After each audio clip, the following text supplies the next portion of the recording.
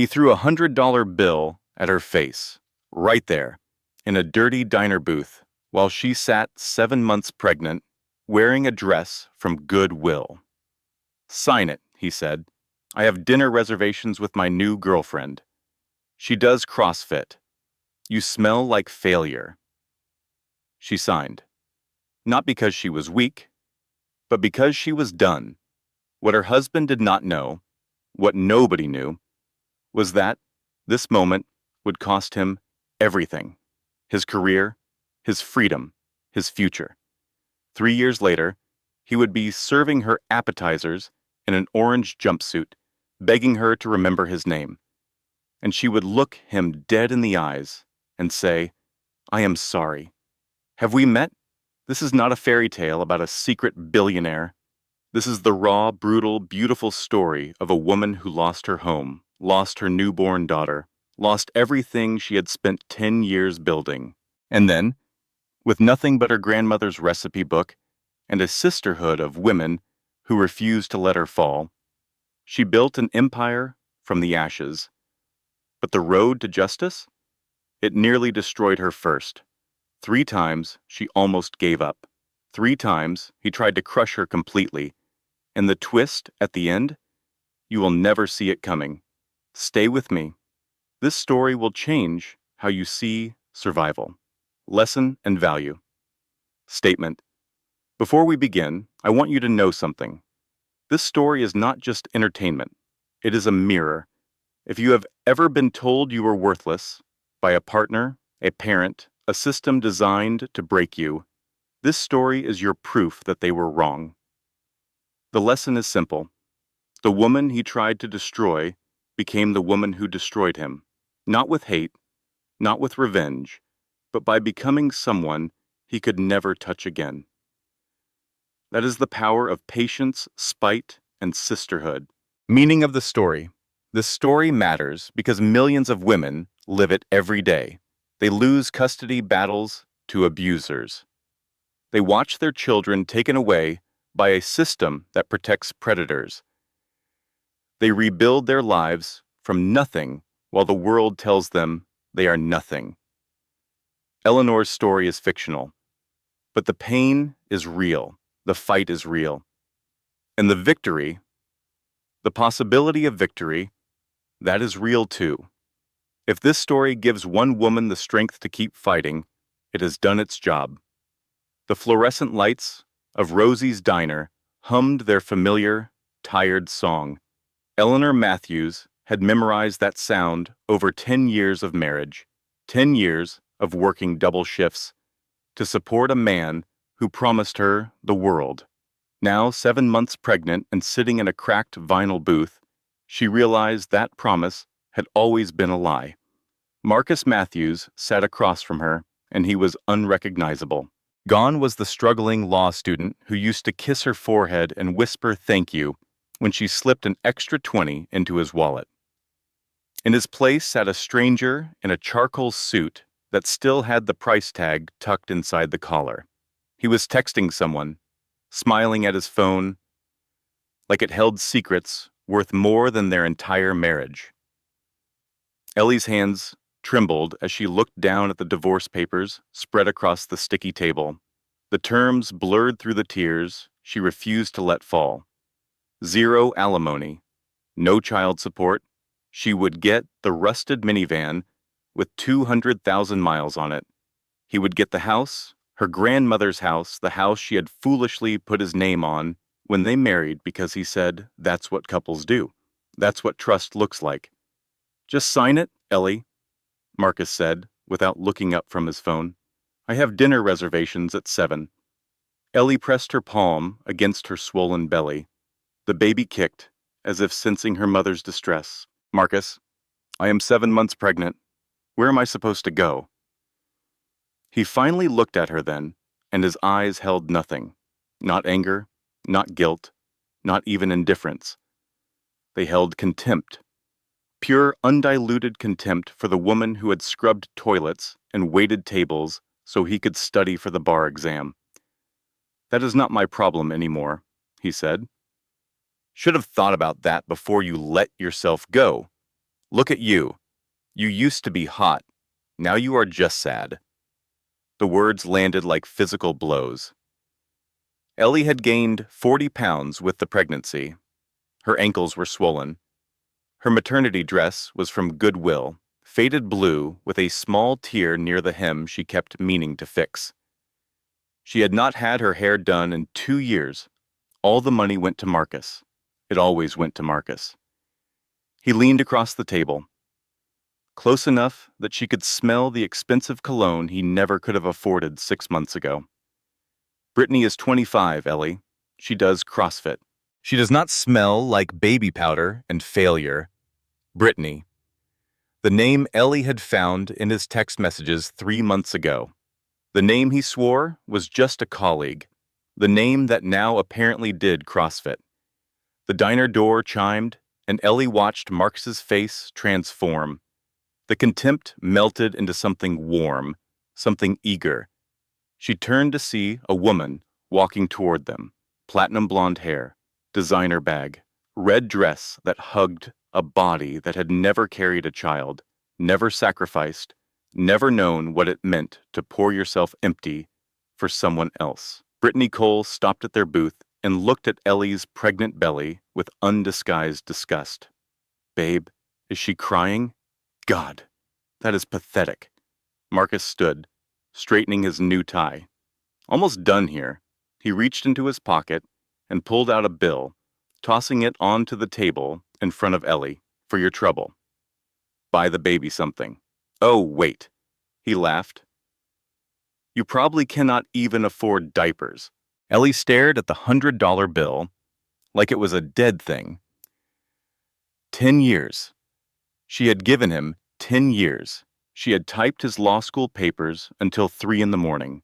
She had made his lunches with little notes tucked inside. She had believed him when he said they were building a future together. Dolores, the head waitress who had worked at Rosie's for 30 years, appeared at the edge of the booth. She was 58 years old, with kind eyes and hands that had seen hard work. Honey, you okay?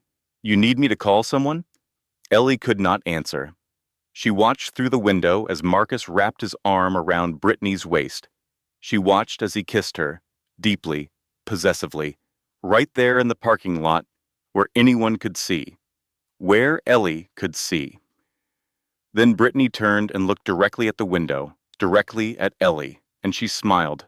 Ellie looked down at the divorce papers. She had not signed yet. She could fight this. She could hire a lawyer, contest the terms, demand what was rightfully hers. But with what money? Marcus had controlled their finances for years. She did not even have her own bank account anymore. He had convinced her to close it. What is mine is yours, he had said. We are partners. Partners. The word tasted like ash in her mouth. Dolores slid into the booth across from her, taking the seat Marcus had vacated. You do not have to sign that tonight, honey. You can take it to a lawyer. There are people who help women in your situation. My situation, Ellie repeated, her voice hollow. You mean pregnant, homeless, and married to a man who just threw $100 at me like I was a parking meter. I mean a woman who deserves better, Dolores said firmly. I have watched you work here for 3 years, Eleanor. I have seen how hard you fight, how much you give. Do not let that man take one more thing from you without a fight. Ellie thought about fighting. She thought about lawyers and courtrooms and the months it would take. She thought about her grandmother's house, the only place she had ever truly belonged, and how Marcus was probably already planning to redecorate it with his CrossFit girlfriend. She thought about the baby growing inside her. A little girl, the ultrasound had revealed. A daughter who would need a mother strong enough to survive what was coming. Ellie picked up the pen. She did not sign because she was giving up. She signed because she was letting go. There was a difference, though she would not understand it until much later. Her signature was shaky, uncertain. Eleanor Matthews. Not the name she was born with, but the name she had taken when she believed in love. when she believed in him. The paper sat there between the cold coffee cups and the crumpled napkins, a death certificate for a decade of devotion. Outside, Marcus's Mercedes pulled away, leaving nothing but exhaust fumes and broken promises.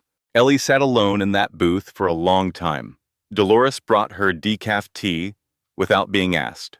The dinner rush came and went. The fluorescent lights kept humming their tired song. And somewhere in the wreckage of everything she thought her life would be, Eleanor Matthews made a decision. She would survive this. Not just for herself, but for the little girl who would never know a father capable of such cruelty.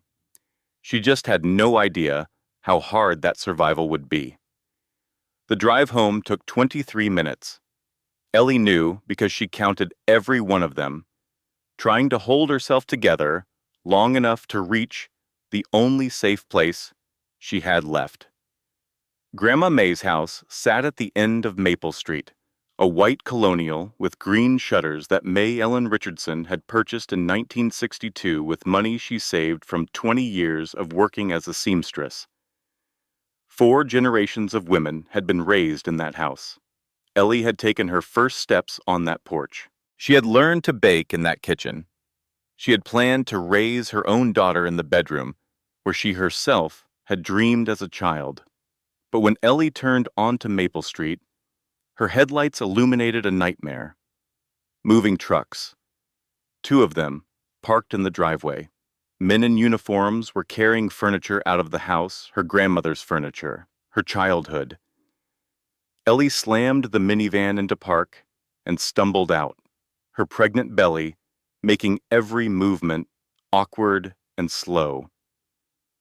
What is happening? What are you doing? A sheriff's deputy stepped forward, his face carefully neutral. Ma'am, are you Eleanor Matthews? This is my house. These are my things. What is happening? Marcus appeared on the porch, backlit by the warm glow of the living room. He was holding a folder of papers, and he was smiling. Actually, Ellie, this is my house. I filed for emergency possession this morning. Judge Henderson granted it about 2 hours ago. The words did not make sense. They bounced around Ellie's skull like pinballs, refusing to settle into meaning. Emergency possession? We are not even officially divorced yet. We are now. Marcus held up the divorce papers she had signed less than an hour ago. Filed and processed. I have friends at the courthouse. The beauty of being a lawyer, sweetheart. You learn how to work the system. Ellie turned to the deputy, desperate. He cannot do this. This house belonged to my grandmother. It has been in my family for 60 years. The deputy's expression flickered with something that might have been sympathy. Ma'am, his name is on the deed. According to the court order, he has primary residence. You have 30 minutes to collect your personal belongings. 30 minutes. To pack up a lifetime, to say goodbye to every memory she had ever made. Marcus descended the porch steps slowly, savoring the moment. Should have read the fine print before you signed the house over to me, sweetheart. That is what happens when you drop out of college to support your husband's law degree. He leaned in close, his breath warm against her ear. You stay stupid. Ellie wanted to scream. She wanted to claw at his face, to make him feel even a fraction of the pain he was causing her, but her body would not cooperate. She stood frozen, watching as strangers carried her grandmother's dining table out the front door. Then she saw it. The rocking chair. 2 movers were carrying Grandma May's rocking chair down the porch steps.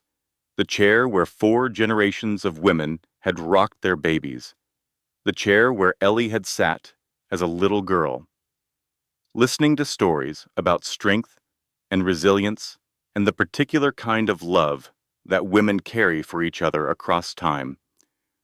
Please, Ellie heard herself say. Not the rocking chair. It was my grandmother's. It is all I have left of her. Marcus pretended to consider the request, tapping his chin thoughtfully. No. Brittany wants it for her Instagram aesthetic. Vintage farmhouse vibes. You know how it is? Something broke inside Ellie then. Not her spirit, not yet, but something protective that had been holding her upright. Her knees buckled, and she collapsed onto the front lawn, the grass damp against her bare legs. The deputy looked away. The movers kept working. Marcus watched her cry with the satisfied expression of a man who had gotten everything he wanted. Ellie spent her 30 minutes in a daze. She grabbed clothes without looking at them. She found her grandmother's recipe book hidden in the back of a kitchen drawer and shoved it into her purse. She took photographs from walls, not even checking which ones, just needing something, anything, to prove that her life here had been real. When her time was up, she stood on the sidewalk with one suitcase and a garbage bag full of clothes. The house blazed with light behind her, already being transformed into something unrecognizable. Marcus appeared at the door one final time. Brittany will be moving in this weekend. Do not contact us. Do not come by. If you do, I will file a restraining order and make sure you never see your daughter. Our daughter, Ellie said, her voice raw. Marcus smiled. We will see about that. The door closed, the porch light went off, and Eleanor Matthews stood alone in the darkness, homeless, pregnant, and utterly destroyed. Ellie drove until her gas tank hit empty. She ended up in the parking lot of a 24-hour grocery store, too exhausted to go further, too broken to think about where to go next. She pulled out her phone with shaking hands.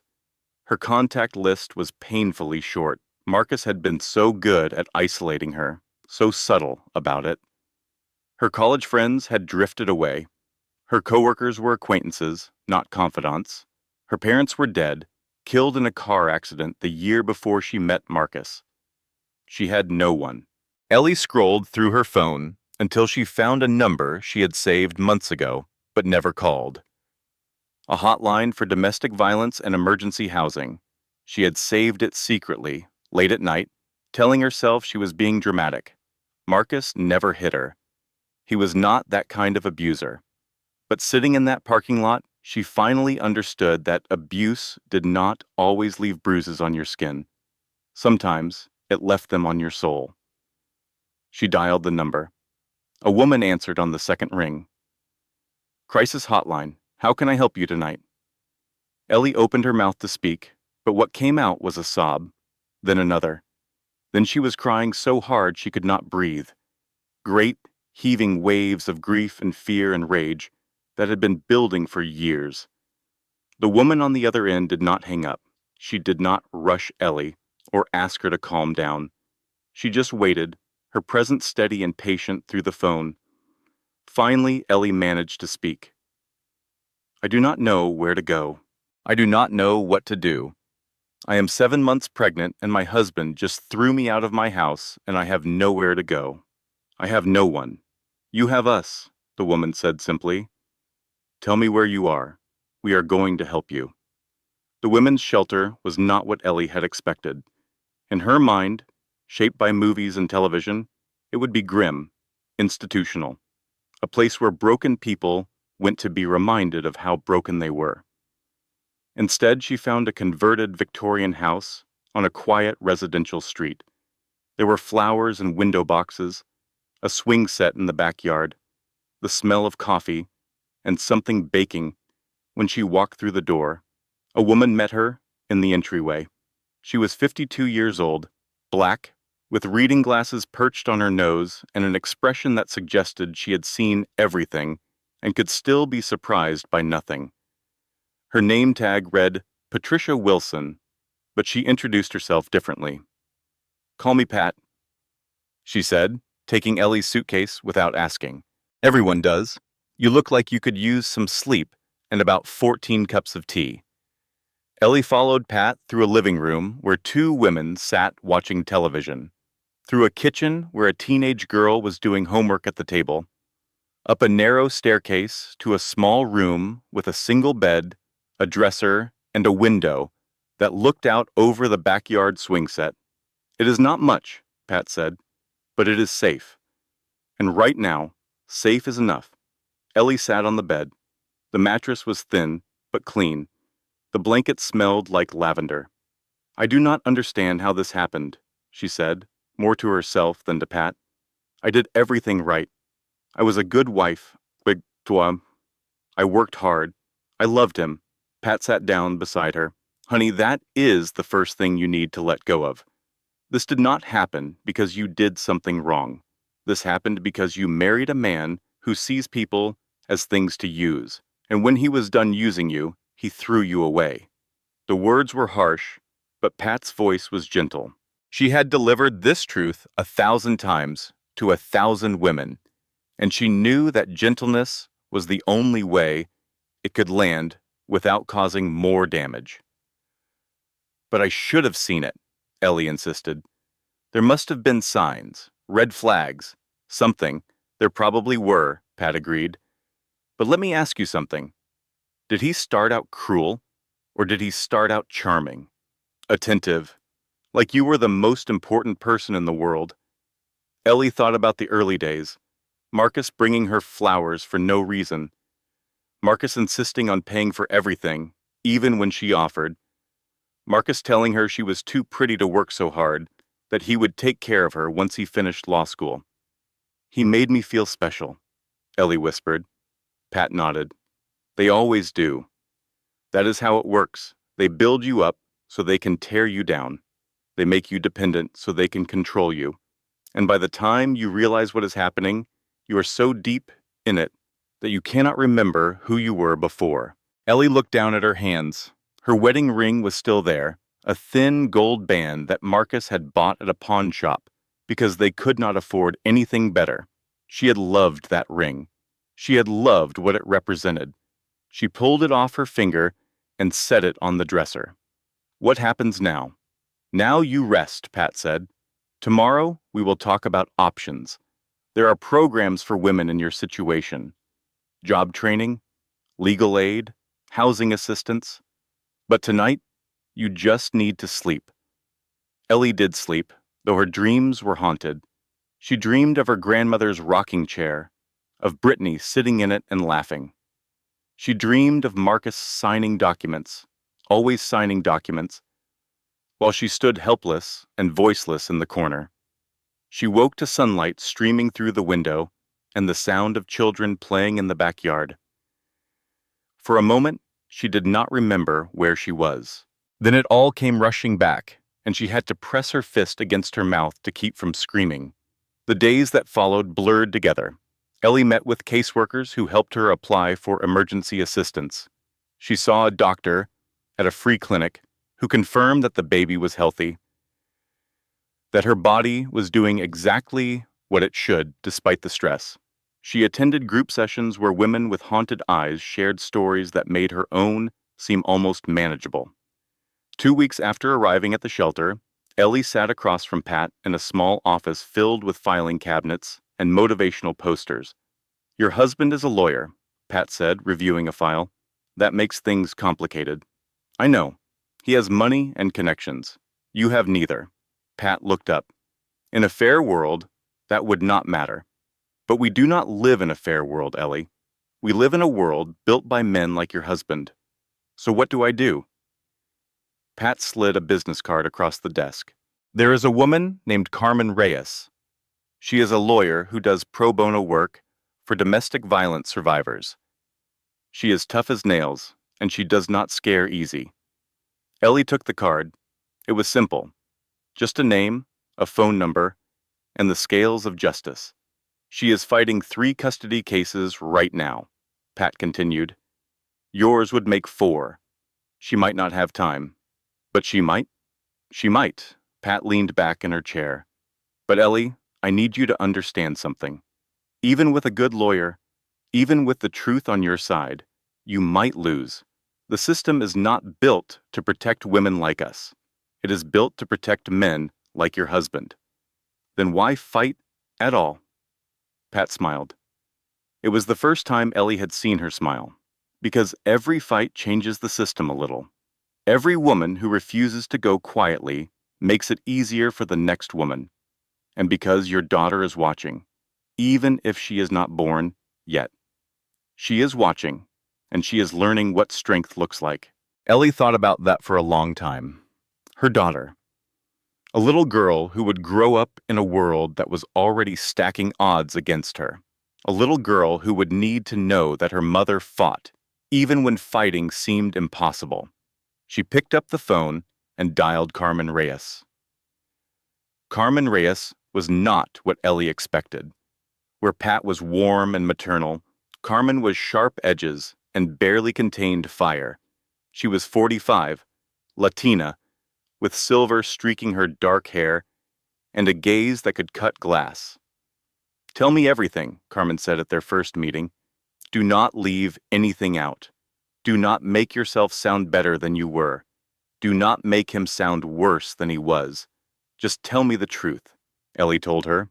The 10 years of marriage, the sacrifice of her own education and career, the gradual isolation from friends and family, the financial control, the constant small cruelties that she had learned to excuse, to explain away, to pretend were normal. Carmen listened without interrupting. When Ellie finished, Carmen was quiet for a long moment. "Here's what we are facing," Carmen finally said. "Your husband is a lawyer. He knows the system inside and out. He has money for expert witnesses, private investigators, whatever he needs. He has already demonstrated that he is willing to lie and manipulate to get what he wants." Ellie's heart sank. "So there is no point in fighting. I did not say that." Carmen leaned forward. "What I am saying is that this will be hard, harder than anything you have ever done. He will try to make you look crazy, unfit, dangerous. He will dig up every mistake you have ever made and parade it in front of a judge. He will make you want to give up. But you have something he does not have." Carmen smiled, and it was fierce. "You have the truth, and you have me." The first hearing came 6 weeks later. Ellie was 8.5 months pregnant, enormous and exhausted. Carmen had done everything possible to prepare her, but nothing could have prepared her for seeing Marcus in the courthouse hallway. He was flanked by 3 attorneys, all of them in identical, expensive suits. Brittany stood behind him, somehow managing to look supportive and smug at the same time. "Ellie," Marcus said, his voice dripping with false concern, "you look tired. Are you sure you should be doing this? Stress is not good for the baby." Carmen stepped between them. "Mr. Matthews, any communication with my client goes through me." Marcus held up his hands in mock surrender. "Just concerned for the mother of my child." The hearing itself was a nightmare. Marcus's legal team presented evidence after evidence designed to destroy Ellie's credibility. Photos of her looking disheveled outside the shelter, a psychological evaluation conducted by a Dr. Rosenberg, who had never actually met her. Bank statements showing she had less than $50 to her name. "Your Honor," Marcus's lead attorney said, his voice smooth and reasonable, "my client can provide a stable home, excellent schools, financial security. Miss Matthews is homeless, unemployed, and according to Dr. Rosenberg's evaluation, showing signs of severe depression and anxiety. We are concerned for the child's welfare." Carmen stood. "Your Honor, Ms. Matthews is in a shelter because Mr. Matthews illegally evicted her from her own family home. She is unemployed because she sacrificed her career to support his. And Dr. Rosenberg's evaluation was conducted without ever meeting my client, which violates basic psychological ethics." The judge, a stern-faced man named Whitmore, looked unimpressed. "Do you have evidence of this illegal eviction?" Carmen hesitated.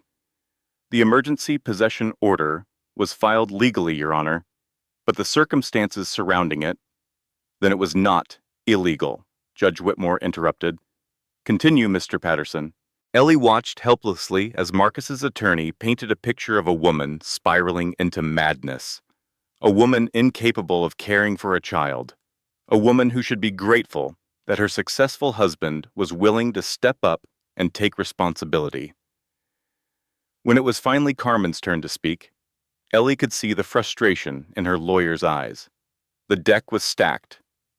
The game was rigged. But Carmen fought anyway.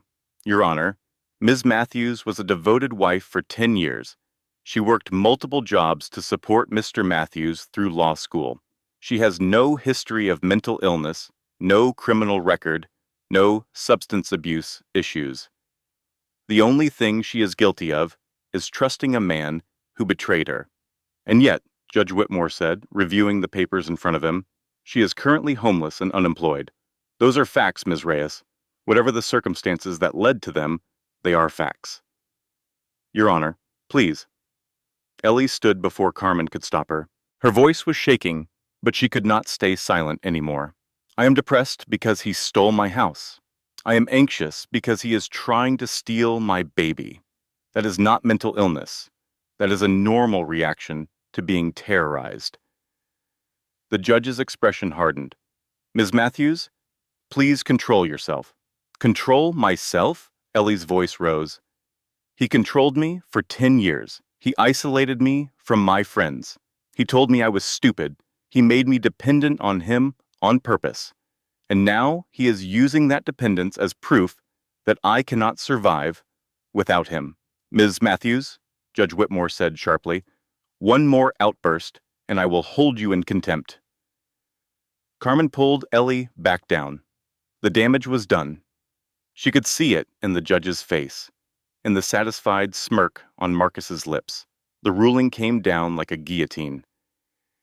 Given the evidence presented, I am granting temporary custody to Mr. Matthews upon birth of the child, pending a full hearing in 90 days. Ms. Matthews, I strongly suggest you get your life in order. Ellie's legs gave out. Carmen caught her, lowering her into her chair. Across the room, Marcus approached. For the benefit of the court, he wore an expression of concerned sympathy. But when he leaned close to Ellie, his whisper was pure venom. I am going to raise our daughter to hate you. She will call Brittany mommy, and there is nothing you can do about it. Then he walked away, collecting his attorneys and his girlfriend, leaving Ellie shattered on the courtroom floor. Carmen found something, a tiny crack in Marcus's carefully constructed case. That might, just might, be enough to save everything. Dr. Rosenberg, the psychologist who had written the damning evaluation of Ellie's mental state, was not licensed in Ohio. His medical license had been revoked in Pennsylvania 3 years earlier for falsifying reports in custody cases. He was a professional liar for hire, and Marcus had hired him. This is it, Carmen said, spreading documents across the table in her small office. If we can prove that Marcus knowingly used a fraudulent expert witness, we can get the entire evaluation thrown out, maybe even get sanctions against him. Ellie felt hope for the first time in weeks. Real, dangerous hope. So, I can keep my baby? We file an emergency motion first thing Monday morning, Carmen said. It is not a guarantee, but it is a chance. Ellie went to bed that night, allowing herself to imagine a different future. She pictured herself holding her daughter, rocking her in a chair that was not her grandmother's, but would still hold the same love. She pictured herself building a new life, piece by piece, with her child by her side. She woke at 3 a.m. with contractions. The shelter called an ambulance. Pat rode with her, holding her hand as the contractions grew closer and harder. At the hospital, surrounded by machines and strangers, Ellie gave birth to a daughter, Lily Matthews, 7 pounds, 4 ounces, 10 perfect fingers, 10 perfect toes, a shock of dark hair and eyes that seemed to hold ancient wisdom. For one beautiful moment, nothing else existed. Not Marcus, not the courts, not the impossible odds stacked against her. There was only Ellie and her daughter, connected by a love so fierce and immediate that it took her breath away. "Hi, Lily," Ellie whispered, tears streaming down her face. "I am your mama, and I promise you, no one will ever make you feel small." Lily grasped Ellie's finger and held on tight. The moment shattered at 7 the next morning. Ellie woke, to the sound of footsteps. Multiple footsteps. Approaching her hospital room with purpose. She clutched Lily closer. Some primal instinct, screaming that danger was coming. The door opened. A social worker entered, flanked by 2 sheriff's deputies. Behind them, Ellie could see Marcus and Brittany waiting in the hallway. "Matthews," the social worker said, her voice professionally neutral. "I am sorry. Judge Whitmore's temporary custody order is in effect. We are here to transfer the infant to the father." "No." The word came out as a whisper, then louder. "No. My lawyer found evidence.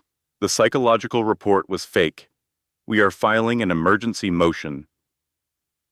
The social worker's expression flickered with something that might have been sympathy. "I understand you are filing an appeal." "Until then, the order stands." The deputies moved forward. "Please," Ellie begged. "Please, she is my daughter. She is only 1 day old. She needs her mother." "I am sorry, Miss Matthews." They had to pry Lily from Ellie's arms. She screamed. She fought. But she had just given birth, and she had no strength left. The deputies held her down while the social worker took her daughter. In the doorway, Marcus smiled. "Thanks for doing the hard part, Ellie." He turned to Brittany. "Ready to meet our daughter?" Brittany took Lily from the social worker, Ellie's baby, in the arms of the woman who had helped destroy her life. "She is hungry," Ellie sobbed. "She needs to eat. Let me feed her at least. Please, she is hungry." But they were already walking away. Ellie heard Lily crying as they carried her down the hospital corridor. The sound faded slowly, each cry more distant than the last, until there was nothing left but silence. Ellie collapsed into the hospital bed. The sounds that came from her throat were not human. They were the sounds of an animal in agony, a mother whose child had been torn away. Pat rushed in minutes later and found Ellie clawing at the IV in her arm, trying to get free, trying to chase after her baby. "They took her," Ellie kept saying. "They took her. They took her. I know, honey." Pat held her down gently. "I know. I want to die." The words hung as rare. The jury, the air, terrible and true. Ellie felt them in her bones. She wanted to stop existing. She wanted to stop feeling. She wanted the pain to end by any means necessary. Pat did not flinch. She did not lecture or panic. She simply held Ellie tighter. "I know you do, but you will not. Because your daughter needs you to fight. And you are a fighter, Eleanor Matthews. Even if you have forgotten, even if you cannot feel it right now, you are a fighter." Ellie wept until she had no tears left, until her body was empty and hollow, until the sedatives the nurse administered finally pulled her under into dreamless darkness. When she woke, Pat was still there, yet sitting in the chair beside her bed, waiting. 3 weeks after they took Lily, Ellie stood in the shower of the shelter bathroom, letting cold water run over her body. She had stopped caring about temperature. She had stopped caring about most things. On the small shelf beside the sink sat a bottle of pills. Painkillers left over from the birth. Enough to end everything. Enough to stop the constant, crushing weight of loss that made every breath feel like drowning. She reached for the bottle. The door exploded inward. Dolores, the waitress from Rosie's diner, stood in the doorway like an avenging angel. Behind her, crowded Pat, Carmen, and a black woman Ellie did not recognize. "Girl, do not you even think about it." Dolores strode into the bathroom and snatched the pills off the shelf. She was still wearing her diner uniform, apron and all. She had driven 3 hours without stopping. "How did you know?" Ellie whispered. "Carmen called me. Pat called her. The woman in the back stepped forward. She was tall, regal, with natural hair and kind eyes that held old pain. We are a network. That is what women do. We watch out for each other. Who are you? Maya Johnson. I own a catering company in Columbus. I am also a survivor. 12 years ago, my husband nearly killed me. Would have if women like these had not shown up. You do not know me. I know enough. Maya moved closer. I know that bottle looks like an escape. I know the pain feels endless. I know you believe your daughter would be better off without you. Ellie flinched. How could this stranger see so clearly inside her heart? I know because I believe the same thing, Maya continued. And I was wrong. My children needed me alive, even when I could not see it. Your daughter needs you alive. That man wants you to give up. Are you going to let him win? Ellie looked at the 4 women crowded into the tiny bathroom. A waitress, a caseworker, a lawyer, a businesswoman. They had nothing in common except survival. I do not know how to fight anymore, Ellie said. I am so tired. Then let us fight for you, Pat said. Just for a little while, until you find your strength again. Dolores wrapped a towel around Ellie's shoulders. You know what your grandma used to say? The secret ingredient in everything good is patience and spite. You remember that? Ellie almost smiled. Almost. Grandma May's recipe book. The book she had saved from the house. The book with that message written inside the cover. I remember. Good. Now get dressed. We have work to do. They gathered in the shelter's small common room. 5 women around a scarred coffee table. Carmen spread out legal documents, while Maya brewed tea. Dolores made sandwiches because she believed every crisis was made better by food. Dr. Rosenberg's fraudulent evaluation got thrown out, Carmen said. That is the good news. The bad news is that Marcus's lawyers already found a new expert to testify. A real one this time, licensed and credentialed. So we are back to square one, Ellie said. Not quite. Carmen tapped a document. The new hearing is in 60 days. We have that long to build a case so strong that even Judge Whitmore cannot ignore it. I need character witnesses. I need proof of employment. I need you to demonstrate stability. How am I supposed to demonstrate stability? I live in a shelter. Not for long, Maya said. She pulled out a business card. I have a spare apartment above my catering kitchen. It is small, but it is yours. Rent free until you get on your feet. I cannot accept that. You can, and you will. Maya's voice left no room for argument. We are not offering charity. We are offering opportunity. You pay me back by paying it forward someday. That is how this works. And I talked to Frank at the diner, Dolores added. He says your job is waiting whenever you are ready. Benefits and everything. He felt real bad about what happened. Ellie looked around the room.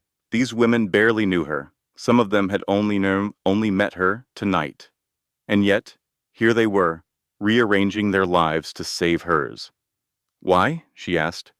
Why do you care? The women exchanged glances.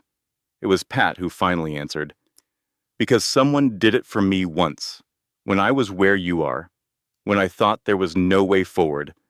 A woman I barely knew gave me a place to stay and a reason to keep going. She never asked for anything in return, except a promise that I would do the same for someone else someday. She paused, her eyes bright with unshed tears. You are that someone else, Ellie, and someday you will be this for another woman. That is how we survive, not alone, together. For the first time since they took Lily, Ellie felt something besides pain. It was small, fragile, easily crushed, but it was there, hope. Okay, she said quietly, tell me what to do. The next 18 months were the hardest of Ellie's life, but they were also the most transformative. She moved into Maya's apartment, a tiny studio with a hot plate and a bathroom the size of a closet. It was perfect. It was hers. The first space she had controlled since Marcus started controlling everything. She went back to work at the diner, but she did not stop there. Dolores connected her with a small business program at the local community college, and Ellie enrolled in night classes. Accounting, marketing, business law. She studied until her eyes burned, fueled by spite and determination. Somewhere along the way, the survival became something more. Ellie discovered that her grandmother's recipes, the ones she had memorized as a child and carried in that precious book, were extraordinary, not because of any special ingredients, but because they tasted like love made tangible. She started baking after her shifts at the diner, bread and cookies at first, then more complex pastries. She gave them away to the other women at the shelter, to coworkers, to regular customers at Rosie's who looked like they needed sweetness in their lives. Word spread. A local food blogger wrote about the woman at Rosie's diner who gave away homemade cinnamon rolls that could cure a broken heart. Orders started coming in, then more orders, then so many orders that Ellie could not fill them all. "You need to turn this into a real business," Maya said one evening, reviewing Ellie's makeshift accounting. "These numbers are good, really good. I do not have money to start a business." Maya smiled. "That is what loans are for. Small business administration, women's enterprise funds. I know people." And so Grandma May's Bakery was born. The tagline came from the inscription in her grandmother's recipe book, "Made with patience and spite." It was small at first, a rented corner of Maya's catering kitchen, a website Ellie built herself using free tutorials, a delivery route that she drove in her rusted minivan, which somehow kept running despite its age. But it grew. Slowly, steadily, it grew. Through it all, Ellie fought for Lily. The supervised visits were agony. 2 hours, twice a week, in a sterile facility with cameras in every corner. She could hold her daughter, but not take her home. She could sing to her, but not rock her to sleep at night. She could love her with every fiber of her being, but not protect her from the man who was raising her. Lily grew from an infant into a toddler. Her first word was "mama," spoken during a supervised visit. Ellie wept while the facility supervisor pretended not to notice. Marcus tried every tactic to make her quit. He filed motions to reduce her visitation. He sent his lawyers to every hearing with stacks of manufactured evidence. He had Brittany send photos of family vacations, of Lily's nursery decorated in pink and gold, of a life designed to remind Ellie of everything she was missing. But Ellie did not quit. She showed up to every visit. She attended every hearing. She documented everything. Every bruise on Lily's skin, every strange comment from the supervisors, every inconsistency in Marcus's stories. And she built her business. By Lily's second birthday, Grandma May's Bakery had outgrown Maya's kitchen. Ellie signed a lease on a small storefront in a gentrifying neighborhood. She hired 2 employees, both women from the shelter who needed second chances as much as she had. The local news ran a feature story, "Woman Rises from Homelessness to Build Bakery Empire." The headline was an exaggeration, but it brought customers flooding through the door. Carmen framed the article and hung it in her office. "This is what we show the judge," she said. "This is who you are now."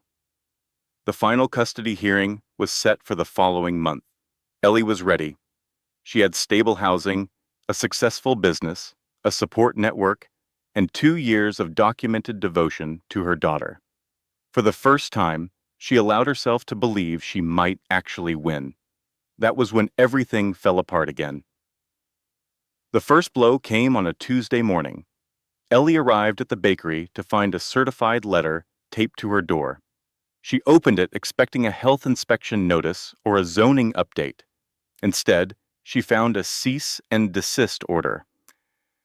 Marcus had trademarked Grandma May's 3 months after their divorce. He was suing her for trademark infringement. He cannot do that, Ellie said, her hands shaking as she showed Carmen the letter. It is my grandmother's name, my grandmother's recipes, my grandmother's legacy. Carmen's expression was grim. He can if he filed first. That is how trademark law works. He has probably been planning this for years, waiting until your business was successful enough to be worth destroying. So, I just lose everything I built? Not necessarily. We can fight it. But trademark litigation is expensive and slow. If he ties you up in court long enough, you will not have the resources for the custody battle. Ellie felt the familiar darkness creeping in. The exhaustion of fighting an enemy with unlimited resources and unlimited cruelty. Why does he keep doing this? He has Lily. He has Brittany. He won. Why can he not just leave me alone? Because you are not destroyed yet, Carmen said quietly. And men like Marcus cannot tolerate that. As long as you are standing, you are a reminder that he did not break you. His ego cannot accept that. The second blow came 3 days later. Ellie was closing up the bakery when she noticed something wrong. A car parked across the street with someone sitting inside, watching. She hurried home and locked her door. That night, she found a package on her doorstep. Inside were photographs, photos of her through her apartment windows, changing clothes, sleeping, living her life unaware that someone was documenting every private moment. A note was tucked among the images. Drop the custody appeal, or these go public. There was no signature, but there did not need to be. Ellie called the police. A detective took her statement with sympathetic but helpless eyes. Without proof that Marcus sent them, we cannot do anything. Could be anyone. It was not just anyone. The third blow came the following week, during her supervised visit with Lily.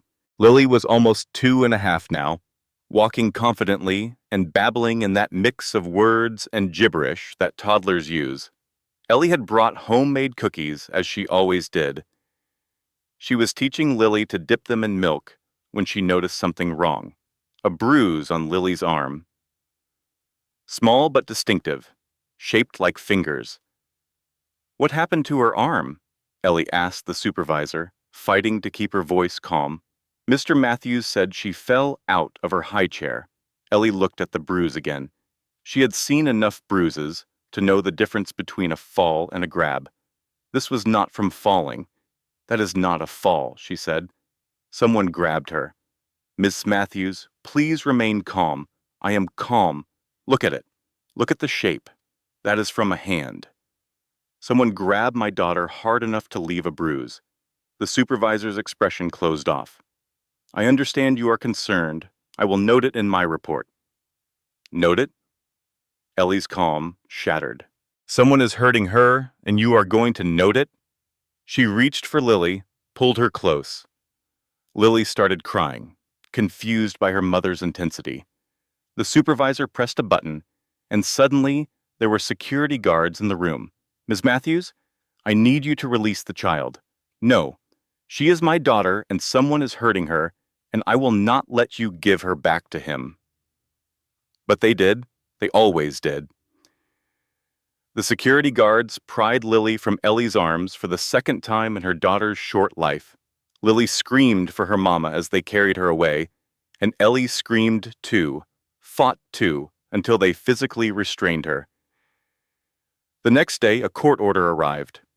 Her supervised visits were suspended pending psychological evaluation. Marcus sent a text that night.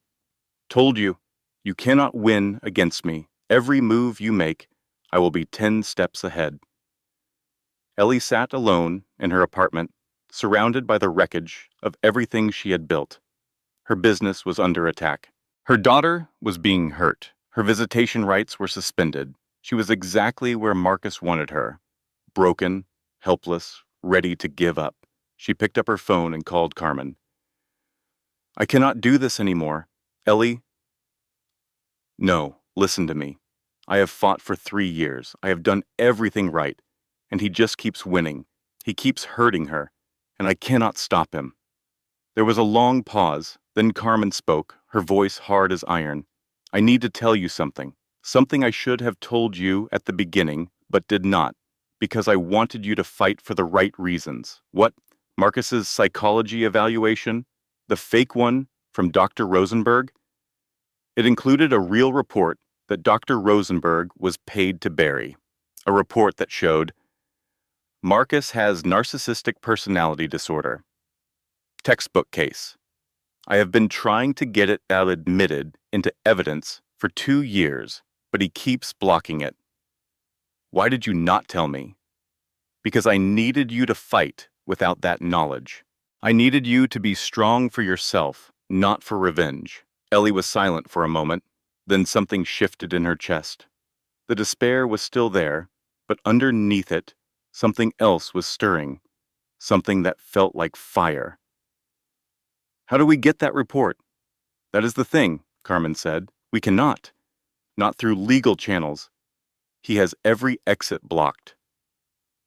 So what do? We find another way in. The phone rang the next morning. It was Carmen, and her voice was strange. Ellie, there is someone at my office who wants to talk to you. Who? Brittany Cole? Brittany sat in Carmen's conference room like a woman in a trance. She was thinner than Ellie remembered, with dark circles under her eyes that no amount of concealer could hide. Her designer clothes hung on her frame, and her platinum hair showed dark roots. But it was her arms that caught Ellie's attention. Long sleeves in the middle of the summer. And when Brittany reached for her coffee, the sleeve rode up, revealing a familiar pattern of fingerprint bruises. He hits you too, Ellie said. It was not a question. Brittany flinched. I deserve it. After what I did to you, no one deserves that. Brittany finally looked at her. Her eyes were red-rimmed, haunted. I helped him destroy your life. I knew what he was doing to you, and I did not care. I told myself, you must have done something to deserve it. And now I know, Brittany's voice cracked. There is nothing you can do to deserve what he does. He just does it because he can, because it makes him feel powerful. Ellie felt an unexpected wave of compassion. She should have hated this woman. Part of her still did. But looking at Brittany now was like looking into a mirror, seeing herself from 5 years ago, caught in the trap of believing love looked like control. Why are you here, Brittany? Because I am pregnant. The words hung in the air. Ellie understood immediately. Another child, another victim. I cannot let him do to another baby what he does to Lily, Brittany continued. I cannot let him raise another child to be like him. I have to stop him. How? Brittany reached into her bag and pulled out a flash drive. Everything. Videos, financial records, the real psychological evaluation, the one that shows he is a textbook narcissist, incapable of empathy. And recordings, audio of him admitting things, terrible things. Carmen took the flash drive, her expression carefully neutral. What kind of things? Brittany closed her eyes, admitting that he hurt Lily on purpose. To teach her discipline, he said. Admitting that he only wanted custody to punish Ellie. Admitting that he paid people to stalk her, to steal the trademark, to destroy everything she built. Ellie's hands were shaking. Why now? Why come forward now? Because last week, he hurt her bad enough that I had to take her to the emergency room. Brittany was crying now. I lied to the doctors.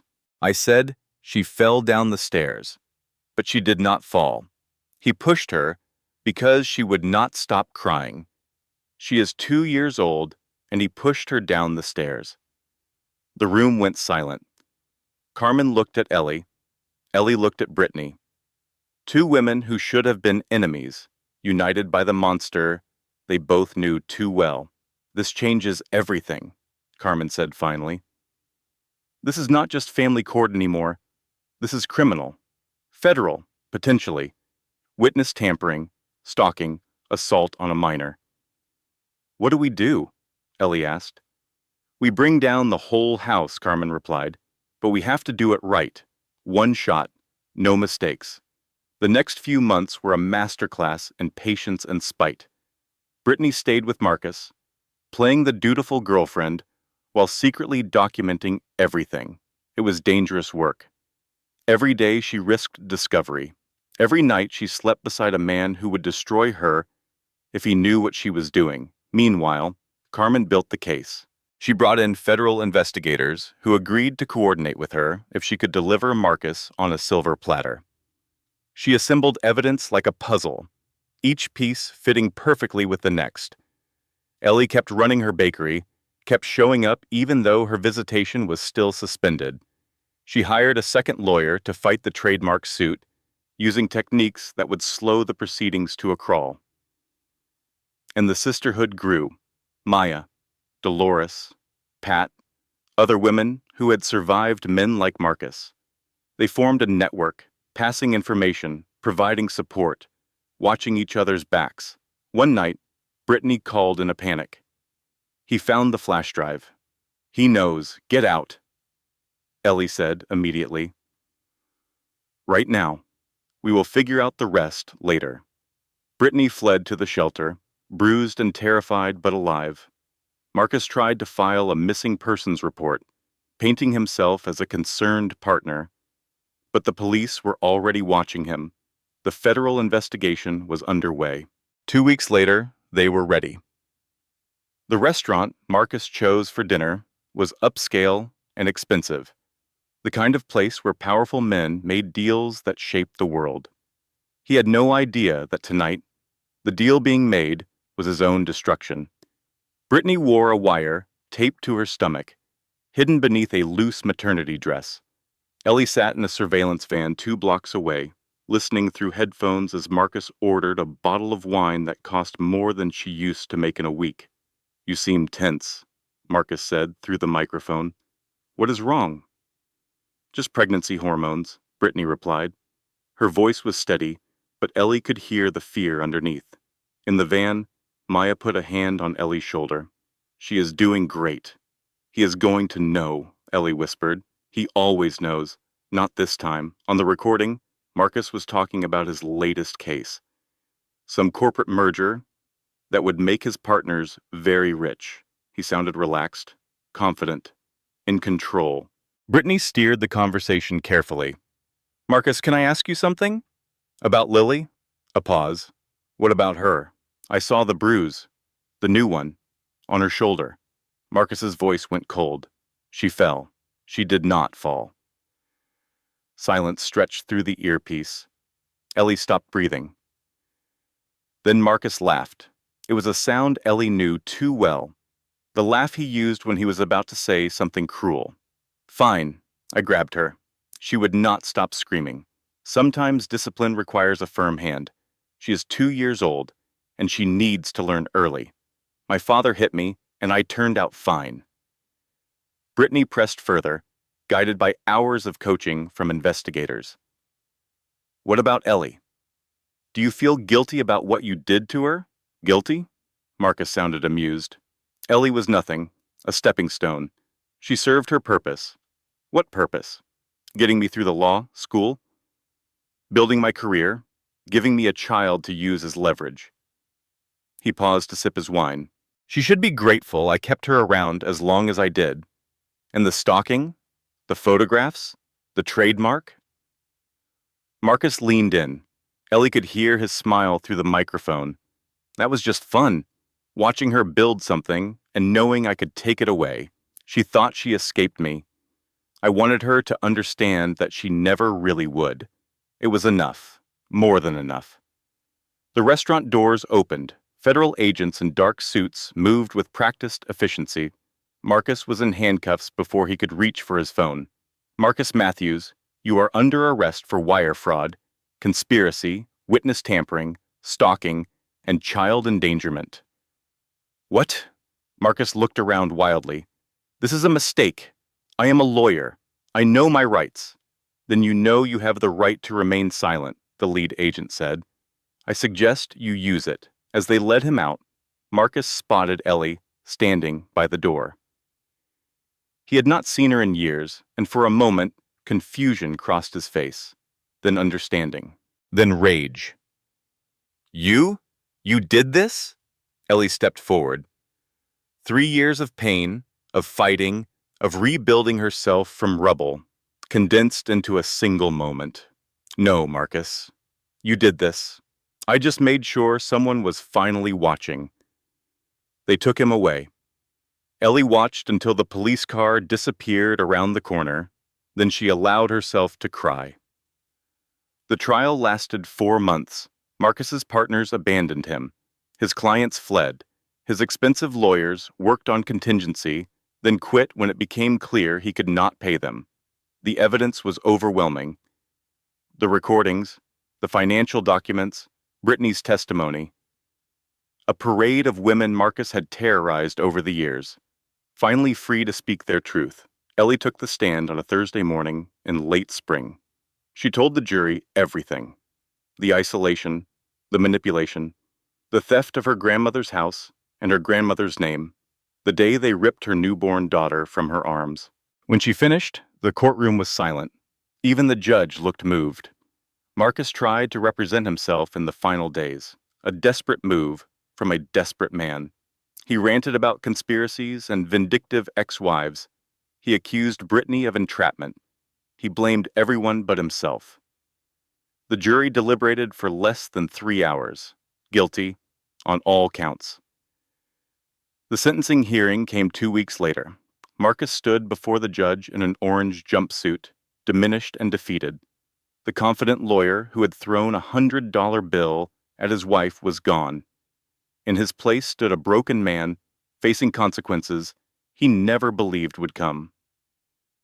Mr. Matthews, the judge said, you represent the worst kind of predator. You used your knowledge of the law not to help people, but to destroy them. You terrorized your wife, endangered your child, and showed not an ounce of remorse. She paused, letting the weight of her words settle. You are sentenced to 15 years in federal prison. Your law license is permanently revoked. Your assets are hereby seized for restitution to your victims. Marcus's knees buckled. Guards caught him before he could fall. Ellie watched from the gallery, surrounded by her sisterhood. Maya, Dolores, Pat, Carmen, Brittany. Her stomach now round with a child who would never know his father's cruelty. She felt many things: relief, vindication, a bone-deep exhaustion from years of fighting. But mostly, she felt free. Afterward, the lawyers began the work of untangling Marcus's crimes. The trademark on Grandma May's name was invalidated. The house on Maple Street, which Marcus had never actually sold, was returned to Ellie's possession. She walked through the front door for the first time in 4 years. The house was different now. Marcus and Brittany had redecorated, painted over the memories, replaced the furniture. But in the corner of the living room, covered in a sheet, she found it. Grandma May's rocking chair. Brittany had not thrown it away. She had hidden it, saved it. Maybe some part of her always knew this day would come. Ellie pulled off the sheet and sat down. The chair creaked beneath her, familiar and welcoming. She rocked slowly, and for the first time in years, she felt like she was home. 3 months later, final custody of Lily was granted to Eleanor Matthews. They met in a courtroom, but this time the atmosphere was different. No adversaries, no battles, just a mother and daughter, finally being given what should never have been taken away. Lily was 3 years old now. She had Marcus's dark hair and Ellie's eyes. She was shy at first, clinging to the social worker who had brought her. "Hi, Lily," Ellie said softly. "I am your mama." "Do you remember me?" Lily nodded slowly. "Mama bring cookies?" Ellie laughed through her tears. "Yes, baby, Mama always brings cookies." She knelt down and opened her arms. Lily hesitated for just a moment. Then she ran forward and buried herself in her mother's embrace. The social worker wiped her eyes. The judge smiled. And in that moment, every sacrifice, every sleepless night, Every moment of despair became worth it. 5 years later, Grandma May's bakery had grown into something beautiful. 12 locations across Ohio, a workforce composed almost entirely of displaced women who needed second chances, a foundation that provided shelter and support for domestic abuse survivors. Ellie stood at the counter of the original shop, the one she had built from nothing, in Maya's catering kitchen. She was 42 years old now, with silver starting to thread through her hair and smile lines around her eyes. Lily was 8, doing homework at a table in the corner. She was smart and fierce and unafraid, everything Ellie had hoped she would be. The door chimed, and Ellie looked up to greet a new customer. Then she froze. The man standing in the doorway was gaunt, gray-haired, stooped with exhaustion. He wore clothes that did not quite fit and shoes that had seen better days. It took her a moment to recognize him. Marcus. He had been released early for good behavior. 5 years instead of 15. He looked 20 years older, diminished in a way she had never imagined. "Ellie," he said. His voice was barely a whisper. For a long moment, she did not speak. She looked at this man who had once controlled her entire world, this man who had stolen her home and her child and her sense of self, this man who had spent years trying to destroy her. She waited for the anger to come, the hatred, the desire for revenge. Instead, she felt nothing at all. "Can I help you?" she asked, her voice pleasant and distant, the voice she used for strangers. Marcus flinched. "Ellie, please. I just want to talk, to apologize." "I am sorry," she said. "Have we met?" He stared at her, horror dawning in his eyes. The worst punishment she could have given him. Worse than prison. Worse than poverty. The realization that he simply did not matter anymore. "Ellie, it is me. Marcus, we were married." She tilted her head, studying him with polite confusion. Then she shook her head slowly. "The past is a foreign country, sir. I do not live there anymore." She turned to help another customer, leaving Marcus standing alone in the doorway. He waited there for a long moment, perhaps hoping she would relent. Then, finally, he left. Lily looked up from her homework. "Who was that man, Mama?" Ellie walked over and kissed her daughter's forehead. "Nobody important, sweetheart. Just a stranger who got lost." That night, after Lily was in bed, Ellie sat in Grandma May's rocking chair. The chair was in her living room now, in the house on Maple Street that had been returned to her, filled once again with love and laughter. She thought about the woman she had been 5 years ago, broken and homeless, convinced she would never be whole again. She thought about the sisterhood that had saved her, about the fight that had transformed her, about the daughter who made every struggle worth it. She pulled out her grandmother's recipe book and opened it to the inscription, "Eleanor, my sweet girl. The secret ingredient in everything good is patience and spite. Do not let anyone tell you who you are. Show them." Ellie traced the faded words with her finger. "I showed them, Grandma," she whispered. "I showed them all." The rocking chair creaked softly as she moved back and forth, surrounded by the ghosts of generations of strong women who had loved her, who had shaped her, who had given her the tools to survive. Outside the window, stars filled the Ohio sky. A new day was coming, and Eleanor Matthews, once broken, now whole, was ready to meet it. For every woman who was told she was nothing, the story goes, build your empire. He can watch from the ruins of his. Now, if you are still here, you are my kind of person. You understand that stories like this need to be heard, shared, passed from one survivor to another, like a torch in the darkness. So here's what I am asking. If this intro already has your heart beating faster, hit that like button. It tells the algorithm that stories about women rising from the ashes deserve to be seen. drop a comment below. Tell me, have you ever been underestimated? Have you ever been told you could not survive? I read every single comment, and your story matters to me. Share this with a woman who needs to hear it today. You never know who is fighting a battle in silence. And if you are new here, subscribe and tap that notification bell. We post stories of betrayal, survival, and sweet, satisfying karma every single week. Now, let us begin. Closing disclaimer. This content was carefully researched, developed, and manually edited by our team to deliver meaningful storytelling with valuable life lessons. Every word was crafted with intention to entertain, to inspire, and to remind you that no matter how dark the chapter, your story is not over.